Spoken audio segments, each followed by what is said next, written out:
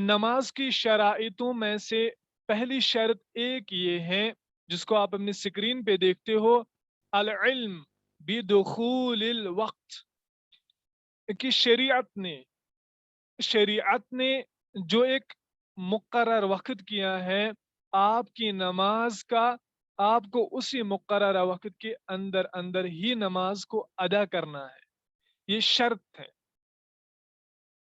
اچھا، اس کی کیا دلیل ہے کہ یہ شرط ہے؟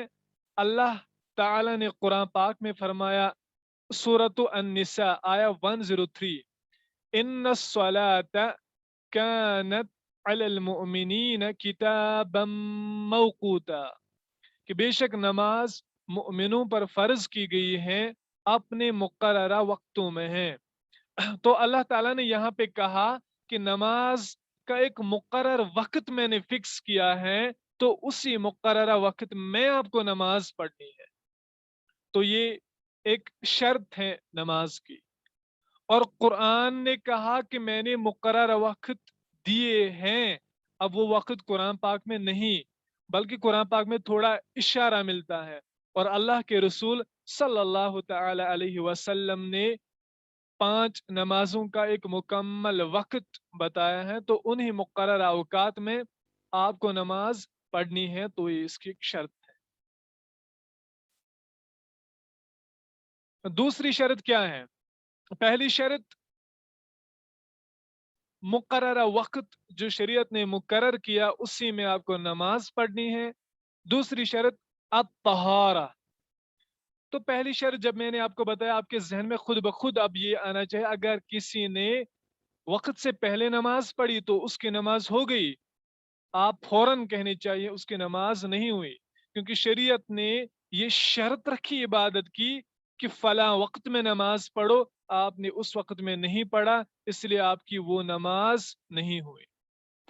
تو دوسری الطہارہ یعنی پاکی، من الحدثین مع القدرہ وہی شرط لصحت الصلاۃ، یعنی آپ کو جب آپ نماز پڑھنے کے لیے جاؤ تو نماز آپ تبھی پڑھ سکتے ہو جب آپ 2 چیزوں سے پاک ہوں گے، ایک تو میجر امپیورٹی سے اور دوسرا مائنر امپیورٹی سے، ان دونوں سے آپ پاک ہونے چاہیے تبھی آپ نماز پڑھ سکتے ہو۔ یعنی آپ کا وضو ہونا چاہیے، بے وضو نماز نہیں پڑھ سکتے، اور اگر آپ پہ غسل فرض ہوا تو آپ بے غسل نماز نہیں پڑھ سکتے، بلکہ پہلے غسل کرنا ہے، اس کے بعد آپ نماز پڑھ سکتے ہو۔ اور یہ میں نے غسل یہ تمام مسئلہ مسائل اس کے آلریڈی ہم نے ڈسکس کر لیے ہیں۔ تو اس کی کیا دلیل ہے کہ نماز کی یہ شرط ہے کہ آپ دونوں چیزوں سے پاک ہونے چاہیے، یعنی باوضو اور باغسل ہونے چاہیے۔ باغسل مینز اگر کسی کا مطلب کسی پر غسل فرض ہوا ہے تو اس کو غسل کر کے نماز پڑھنی ہے، بے غسل نہیں پڑھ سکتا۔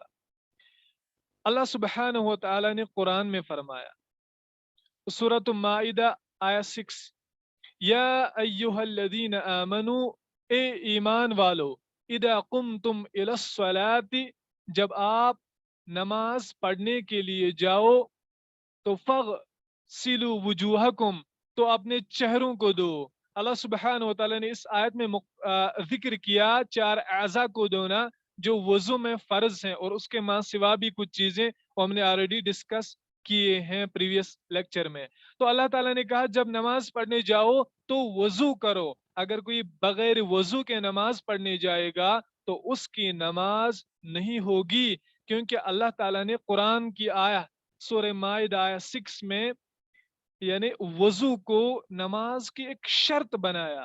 تو اگر کوئی بے وضو نماز پڑھے آپ سے سوال کرے، آپ کیا جواب دو گے؟ نماز کسی بھی قیمت پہ نہیں ہوئی۔ اگر آپ سے کوئی کہے میں نے 4 رکعتیں پڑھنی تھی، پہلی 1 رکعت میں 2 3 اور 3 رکعتیں پڑھ کے جب چوتھی میں کھڑا ہوا تو میرا وضو ٹوٹ گیا، تو آپ کیا کہو گے؟ آپ کہو گے نہیں، آپ کی نماز باطل ہو گئی، اب دوبارہ وضو کر کے آپ کو نماز پڑھنی ہے، کیونکہ یہ شرط ہے، اور یہ شرط سٹارٹنگ سے لے کے اینڈنگ تک آپ کے ساتھ رہنی چاہیے تھی، یہ بیچ میں ہی آپ کو چھوڑ کے آپ کا وضو چلا گیا تو اس لیے آپ کی نماز باطل ہوئی، تو اب آپ کو دوبارہ یہ نماز پڑھنی ہے۔ تو یہ ہو گیا وضو کا مسئلہ۔ اب کیا اگر کسی پر غسل فرض ہوا، اگر وہ بے غسل نماز پڑھے تو کیا پڑھ سکتا ہے؟ نہیں پڑھ سکتا۔ کیوں؟ اللہ سبحانہ و تعالیٰ نے سورۃ النساء آیہ 43 میں فرمایا، لا تقربوا الصلاۃ، نماز کے قریب مت جاؤ، نماز کے قریب مت جاؤ، وانتم سکارا، اس حال میں کہ آپ نشے میں ہوں گے، حتی تعلموا ما تقولون، یہاں تک کہ آپ کا کانشیسنس واپس آئے اور آپ جان سکو کہ ہم کیا کہتے ہیں۔ ولا جنبا الا عابری سبیل حتی تغتسلوا، اور جب آپ جنبی ہوگے یعنی آپ پہ غسل فرض ہوا تب بھی آپ نماز نہیں پڑھ سکتے اس وقت تک، یہاں تب تک کہ آپ غسل نہ کرو۔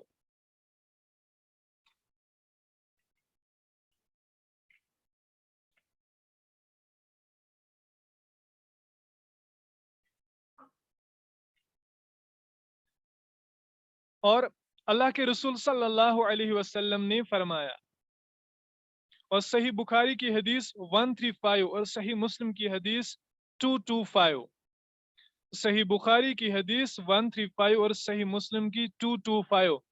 اگر کوئی بہن لکھنا چاہے، اصل گو یہ اگر رف تھی پانس نش تو زیادہ گز بہتر، انشاءاللہ چھن ٹائم ضائع گژھان کی۔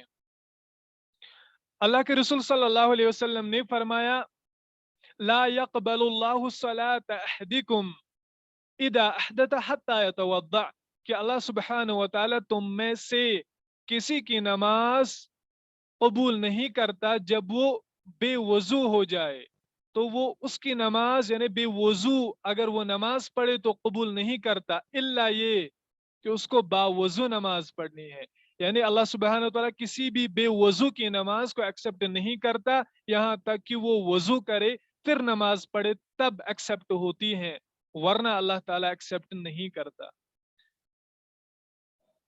اور اللہ کے رسول صلی اللہ علیہ وسلم کی دوسری حدیث ہیں جسے حضرت عبداللہ بن عمر رضی اللہ تعالی عنہ نے روایت کیا، اور یہ حدیث ہیں صحیح مسلم حدیث 224، ترمذی حدیث نمبر 1، نسائی حدیث نمبر 139، ابو داود حدیث نمبر 59، سنن ابن ماجہ حدیث نمبر 273، اور یہ حدیث صحیح ہے۔ کیا فرمایا؟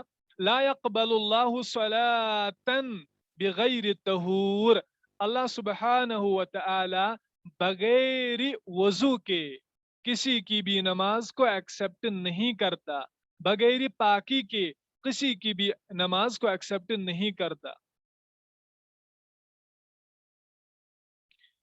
تو ایک تو یہ ہو گیا کہ جب آپ نماز پڑھنے جاؤ، پہلی شرط ہم نے یہ پڑھی، جب آپ نماز پڑھنے جاؤ کہ آپ مقررہ وقت جو شریعت نے ہر نماز کے لیے رکھے ہیں اسی میں نماز پڑھو، اور دوسری شرط کہ آپ پاکی کی حالت میں نماز پڑھو، ناپاکی کی حالت میں نماز نہیں پڑھ سکتے۔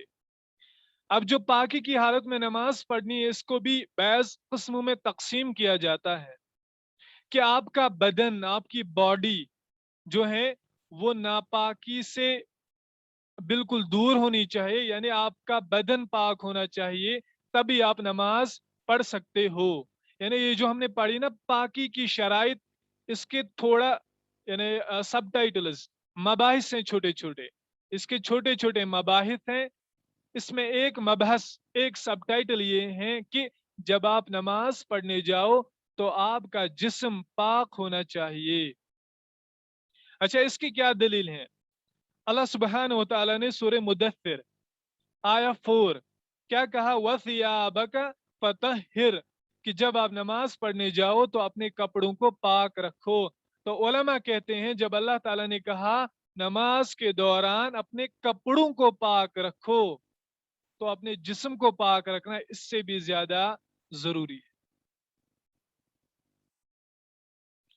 اور جو یہ حکم دیا گیا ہے کہ جب آپ نماز پڑھو تو استنجا کرنا، وہ مٹی وغیرہ استعمال کرنا یا پانی استعمال کرنا، یہ بھی یہی ہے نا کہ اپنے بدن کو پاک کرنا، اپنے آپ کو پاک کرنا، تبھی نماز پڑھنا۔ اور اس کے ماں سوا بھی جیسے ہم نے آپ کو بتایا تھا وہ مذی کا ذکر تھا، مذی، بہت سارے اقسام کو ہم نے الحمدللہ پڑھا اور مذی کو بھی ڈسکس کیا۔ تو اللہ کے رسول صلی اللہ علیہ وسلم نے کہا جب مذی لگ جائے تو آپ کیا کرو، دھو لو اپنے بدن کو، اپنے آپ کو دھو لو، پھر نماز پڑھو، ورنہ اسی حالت میں نماز آپ نہیں پڑھ سکتے، کیونکہ مذی یہ گندی ہوتی ہے۔ تو یہ ہو گیا کہ جب نماز پڑھنے جاؤ آپ کا شریر، آپ کی باڈی، آپ کا بدن پاک ہونا چاہیے، اور دوسرا یہ کہ آپ کے کپڑے پاک ہونے چاہیے جب آپ نماز پڑھنے کے لیے جاؤ۔ اچھا، اس کی کیا دلیل ہے کہ کپڑے بھی پاک ہونے چاہیے جب ہم نماز پڑھنے جائیں؟ اس کی دلیل ہے سورۃ المدثر آیا 4۔ اللہ سبحانہ و تعالی نے فرمایا وَثِيَابَكَ فَطَهِّرْ، اور اپنے کپڑوں کو پاک رکھو۔ اور اللہ کے رسول صلی اللہ علیہ وسلم نے فرمایا، اور یہ حدیث ہے بخاری شریف میں حدیث نمبر 227، اور یہی حدیث ہے صحیح مسلم میں حدیث نمبر 291۔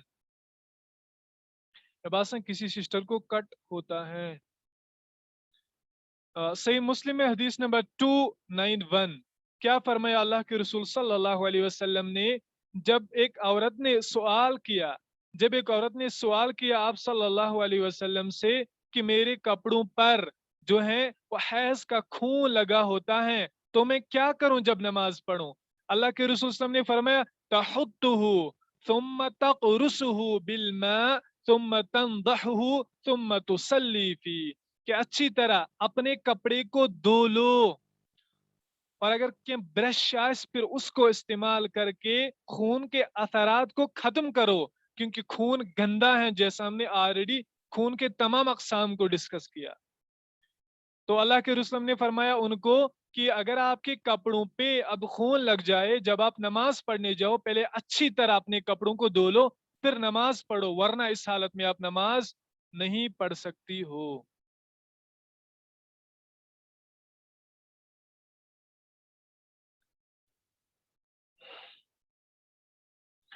تو جب آپ نماز پڑھنے جاؤ، آپ پاکی کی حالت میں آپ کو نماز پڑھنی ہے، ناپاکی کی حالت میں نماز نہیں پڑھ سکتے۔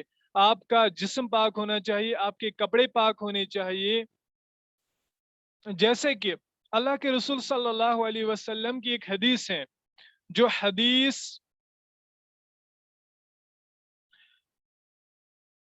صحیح بخاری میں ہے، یا آلریڈی ابو داؤد میں بھی ہے۔ میں نے آلریڈی اس حدیث کو آپ سے ڈسکس کیا ہے کہ اللہ کے رسول صلی اللہ علیہ وسلم نے صحابہ کرام کو نماز پڑھائی۔ جب آپ نماز پڑھا رہے تھے تو نماز کے دوران جبریل علیہ الصلوۃ والسلام آپ کے پاس آئے اور کہا یا رسول اللہ صلی اللہ علیہ وسلم، آپ اپنے نعلان کو، اپنے جوتے کو نکال دو، کیونکہ آپ کے جوتے پر گندگی لگی ہیں۔ تو اللہ کے رسول صلی اللہ علیہ وسلم نے نماز ہی کی حالت میں اپنے جوتے نکال کے اس کے بعد نماز کو مکمل کیا۔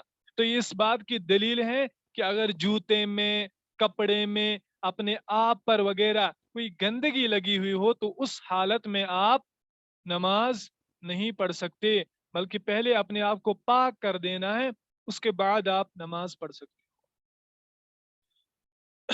اور تیسرا یہ کہ آپ جس جگہ پہ نماز پڑھتے ہو وہ جگہ پاک ہونی چاہیے۔ فار ایگزامپل کہیں پارک وغیرہ میں گندگی ہے، کسی کتے کا 1 نمبر 2 نمبر وغیرہ، آپ نماز پڑھنے گئے، آپ کا پیر وہاں لگا، اسی پہ پھر نماز پڑھنی شروع کی تو نماز نہیں ہوگی۔ یا کسی بچے نے پیشاب کیا، آپ کو معلوم نہ چلا، آپ نے وہی نماز شروع کی، آپ کا پیر وہاں پہ تھا اور اسی حالت میں آپ نے نماز شروع کی تو آپ کی نماز نہیں ہوئی۔ اب اچھا، اس کی کیا دلیل ہے کہ جب آپ نماز شروع کرو، نماز کی حالت میں یعنی وہ جگہ بھی پاک ہونی چاہیے؟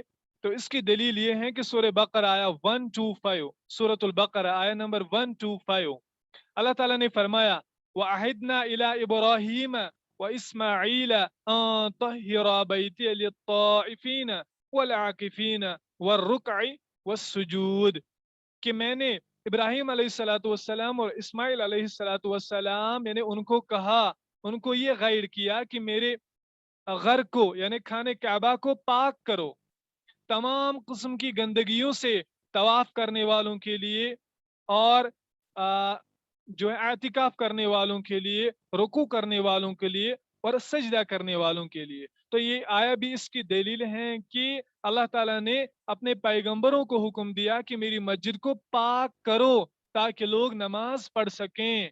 तो अगर वो जगह पाक नहीं तो नमाज नहीं पढ़ सकते। ये एक और हदीस है जो हमने ऑलरेडी डिस्कस की हैं कि मस्जिद नबवी में एक बदवी दाखिल हुआ और उसने पेशाब शुरू कर दिया मस्जिद नबवी में। तो अल्लाह के रसूल सल्लल्लाहु अलैहि वसल्लम ने फिर उसको समझा वगैरह, ऐसा नहीं करना चाहिए। फिर आप सल्लल्लाहु अलैहि वसल्लम ने एक पानी का लोटा मंगवा मंगवा के उस पेशाब पे डाल के उस जगह को पाक किया। अच्छा, क्यों पाक किया? इसलिए कि वो मस्जिद थी ना, लोग नमाज पढ़ते थे। अगर कोई नमाज पढ़ता उसी पेशाब पे तो नमाज नहीं होती। इसीलिए आप सल्लल्लाहु अलैहि वसल्लम ने उस जगह को पाक किया। तो जगह का पाक होना भी नमाज की शराइतों में से एक शर्त है। अच्छा, अब एक सवाल है कि किसी ने नमाज इस हालत में पढ़ी कि उसके बदन पे खून वगैरह या उसके जूते में कोई गंदगी वगैरह लगी हुई थी, लेकिन नमाज को मुकम्मल करने के बाद उसको पता चला कि मेरे जूते में या मेरे बदन में वगैरह गंदगी लगी हुई है, तो वो क्या करेगा? तो उसकी नमाज हो गई, उसको नमाज दोबारा नहीं पढ़नी है। ये मसला हमने ऑलरेडी डिस्कस किया और इसकी दलील भी मैंने आपको बताई थी, अगर कहीं याद आ। तो हमने पढ़ा नमाज की शराइत में से पहली शर्त यह है कि उसको अपने मुकर्रर औकात में पढ़ना, और औकात को इंशाल्लाह लेटर डिस्कस किया जाएगा। और दूसरा ये कि तहारा यानी पाकी की हालत में नमाज पढ़ना। आप बगैर वजू नमाज नहीं पढ़ सकते, और गुस्ल फर्ज हुआ तो बगैर गुस्ल के नमाज नहीं पढ़ सकते। जब आप नमाज पढ़ो तो आपका बदन पाक होना चाहिए। जब आप नमाज पढ़ो तो आपके कपड़े पाक होने चाहिए। और जब आप नमाज पढ़ो, जिस जगह पे पढ़ो वो जगह भी पाक और साफ होनी चाहिए, तभी आप नमाज पढ़ सकते हो, वरना नमाज उस हालत में नहीं होगी।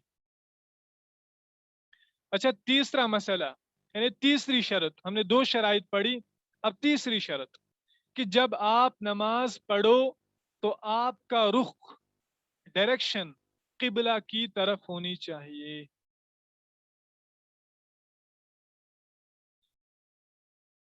अच्छा, इसकी क्या दलील है कि जब आप नमाज पढ़ो आपका रुख किबले की तरफ होना चाहिए?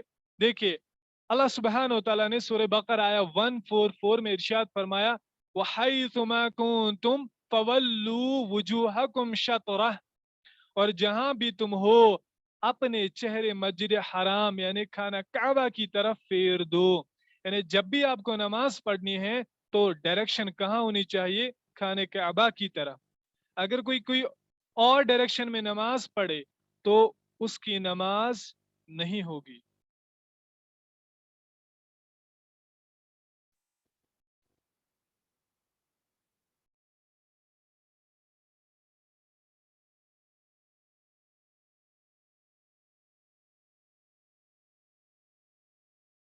अच्छा, 4 मिनट रह गए, मिश बासन काफी इंशाल्लाह।